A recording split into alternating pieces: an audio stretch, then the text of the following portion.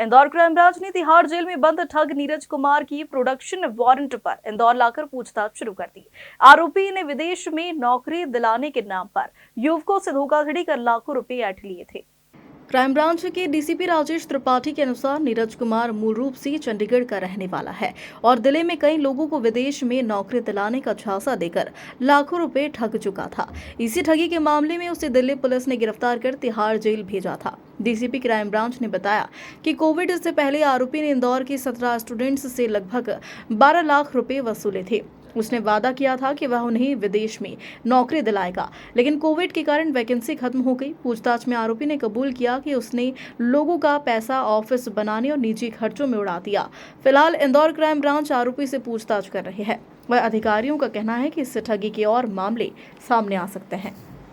गिरफ्तार किया गया था नौकरी के नाम पर ठगी करता था। हाँ जी, ये एक आरोपी है जो चंडीगढ़ का रहने वाला है, जिसका नाम नीरज कुमार है, 42 साल का है। और ये कोविड के पहले इसने कई लोगों के साथ नौकरी विदेश में दिलाने के नाम पर इसने पैसे ले लिए थे और इसका ये कहना था कि हम विदेश में इसमें नौकरी दिलाएंगे।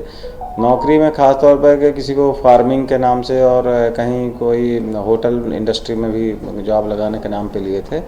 यहाँ पे इंदौर में इसने 17 स्टूडेंट्स के लिए किसी से 35,000, किसी से 50,000 इस तरह की राशि ली थी और लगभग 12 लाख रुपए की राशि यहाँ एक प्रोफेसर थी यहाँ पे नेहा शर्मा करके, उनके थ्रू ये पैसे लिए गए थे।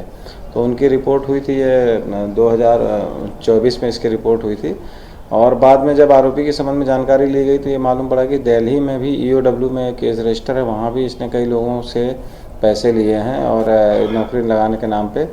इससे जब पूछताछ की गई तो इसका ये कहना था कि मैं नौकरी लगाने की कोशिश की थी, लेकिन उस समय कोविड आ जाने से फिर इसका जो व्यवसाय था वो कम हो गया और लोगों ने नौकरी नहीं दी और उनके पैसे वापस नहीं किया गया। लेकिन फिलहाल चूँकि इसमें आपराधिक कृत्य होना पाया गया था तो केस रजिस्टर हुआ था और अब उसमें इसकी अरेस्टिंग की जा रही है और इसके पीआर लेकर पूछताछ की जाएगी। सर, इसकी एजुकेशन क्या है आरोपी की और इसका मुख्य काम यही है कि इसके अलावा और भी कुछ काम करता है? आरोपी ग्रेजुएट है और ये इसके फॉरेन में भी लिंक हैं, इस वजह से इसको ये कॉन्फिडेंस था कि हम लोगों की नौकरियां लगवा देंगे। उसने बात भी की थी।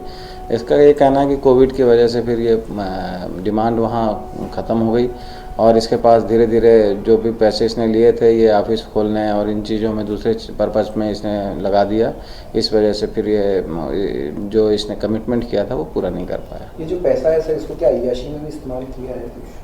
नहीं, अभी तो ऐसी कोई जानकारी नहीं आई है, इसके बारे में पूछताछ की जाएगी। सर, क्या इसमें फरियादी भी और बढ़ सकते हैं और जो राशि है ये भी बढ़ सकती है? इसमें अभी निश्चित रूप से इसे पूछताछ करके और सारी चीज़ें निकाली जाएंगी और कहाँ कहाँ फ्रॉड किया है, किस और किन किन लोगों से इसने पैसा लिया, ये सब के बारे में विस्तृत जानकारी ली जाएगी।